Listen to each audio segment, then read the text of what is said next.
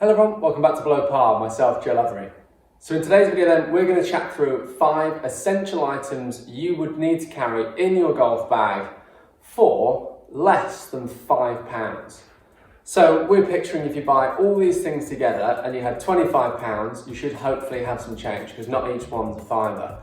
So let's get into the video. I'd be interested to hear in your comments below what you think about these 5 items. I'll try and justify why I think they're needed, and then I'll have a look at the comments below and do a response. For those of you that haven't yet subscribed to the channel, do please make sure to hit that subscribe button. We really appreciate it. I think we're about to hit 2,000 subscribers today, which is really exciting. So please make sure to do that. Let's get into the video. So item number 1 then that I think is crucial to carry in your golf bag is a 3-in-1 club cleaner.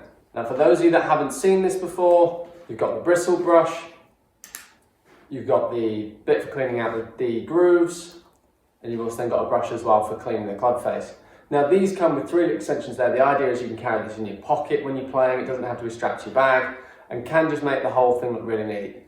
Now, a lot of the time cleaning the golf clubs, a lot of people don't do this after each shot. It genuinely does make a difference. It increases the friction again on the face and hopefully then stops you getting those kind of flyer shots. But also then helps you generate sort of a little bit more spin and control on the ball as well. So I would make sure to have one of these in your bag. Now most places will charge about £3-4 for these. This one's logoed, so I think it's just under a fiver, but a really handy addition to the bag. These matched with a golf towel just make your life a lot easier. It stops you having to clean all your clubs when you get home, and also then helps the bag look a bit smarter as well. So one of these is item number 1 of essentials on there. So item number 2 then. I have seen some really funny attempts at marking golf balls. I've seen people try and draw lines freehand, and next thing you know they're on the green and this thing is snaking all over the place and they're really going to struggle to get the line. So if you putt with a line on your ball, this is absolutely essential, and it's just an align me up system. So essentially all you do is clip the ball in this plastic bit here, use the Sharpie provided, or pen provided I should say, to then mark your golf ball. Now what this means is you know that the line on that golf ball then is straight and it's going to be consistent every single time you do it. There's a lot of people that say that freehand with these or attempt to draw a line and do a small line. The great thing is with this is it will be the same every single time. So worth investing in one of these. I think this was about £4.50. Really, really good investment if you use a line. If you don't use a line and they're thinking about it, again, grab one of these, draw your line on there, and you'll just make sure then it's the same. And yeah, obviously you can get different pens, so it doesn't have to be the pen that comes provided. You could use different pens. You can go down different manufacturers, like Sharpie, for example. They will buy pens that, again, will still work in this. The other thing with these last forever. There will be one of the best £4.50 you ever spend if you use one of these on all your golf balls. And then again, look at the pros. When they mark it, they'll use something similar. So do make sure, if you use a line, grab one of these. So item number 3 then. If you use one of these, the greenkeepers are going to love you. I see a lot of people attempt to repair, I'm slightly giving it away here, but they attempt to repair pitch marks with a tee and don't do a very good job. You find then the grass around it dies, they're trying to lift it up and they get it wrong.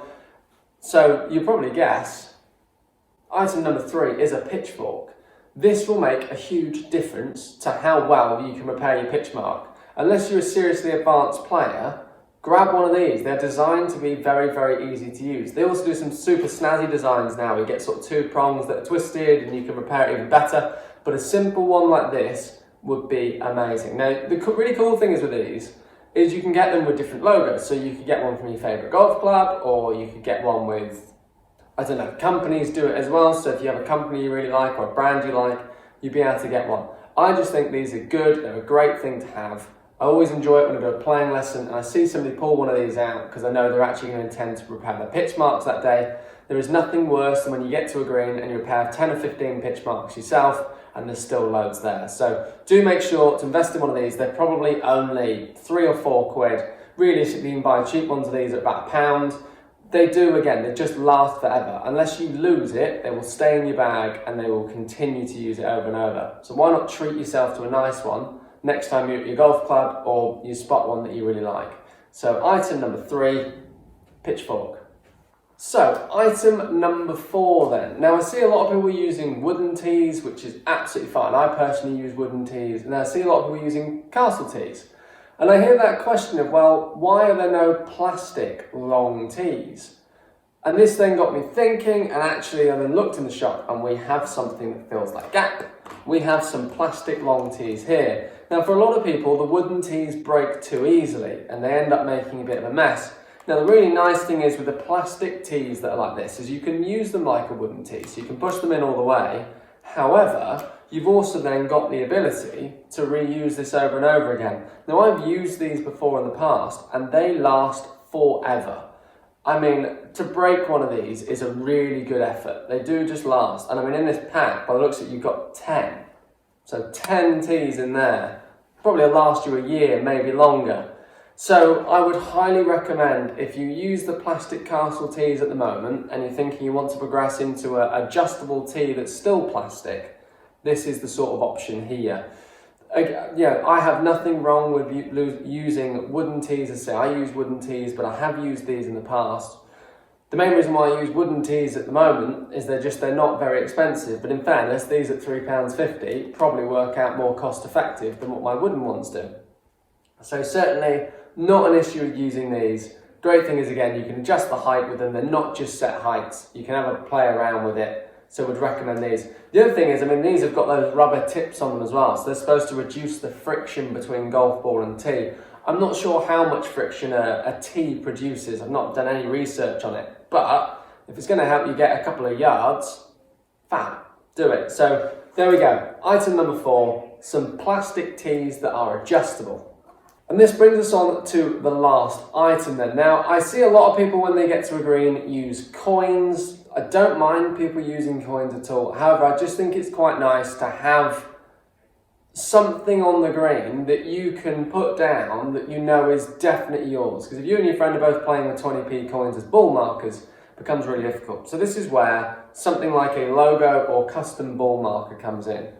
So this is one from our golf club. It's an Ilkley Golf Club ball marker. I think they're about a couple of pounds.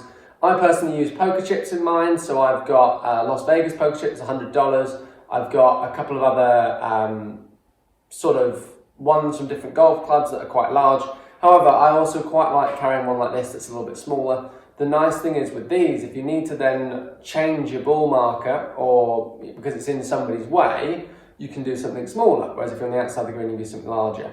Now, the other thing I quite like about having a consistent ball marker is you can actually get quite a lot of positive feedback from the ball marker. Now, this seems crazy.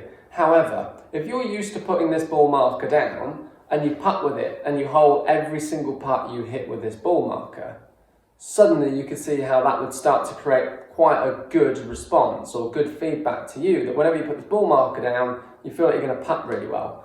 And I know it seems crazy, but as golfers, we are all extremely superstitious when it comes to things on the golf course.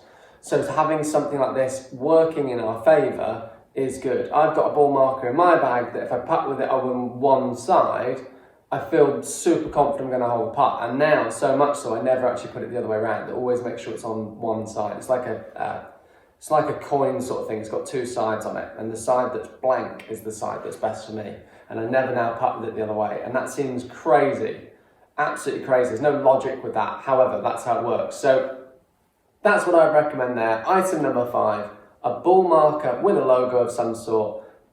Something that helps you identify which ball marker is yours, but also hopefully helps you hold a few more putts. So I know a few then in the comments will be going crazy about the whole ball marker thing, saying, Joe, it's ridiculous, and I know it sounds ridiculous, but picture, there are golfers that put one shoe on before the other, and it always has to be the same order in order for them to play well. So as golfers, we're extremely superstitious when it comes to that sort of thing. But let me know in the comments below, is there anything I've missed that under £5 is actually essential to have on your golf bag or to use on your golf bag? I know there's things like grippers, so certainly for an older member, you can put a gripper on the end of the putter, helps pick the ball up. That might be an essential for someone like that, but I've just done a very generic essential items for under £5. But as I say, if there's anything I missed, do let me know in the comments below. But guys, thank you very much for watching. We appreciate your continued support, and we look forward to seeing you all very soon.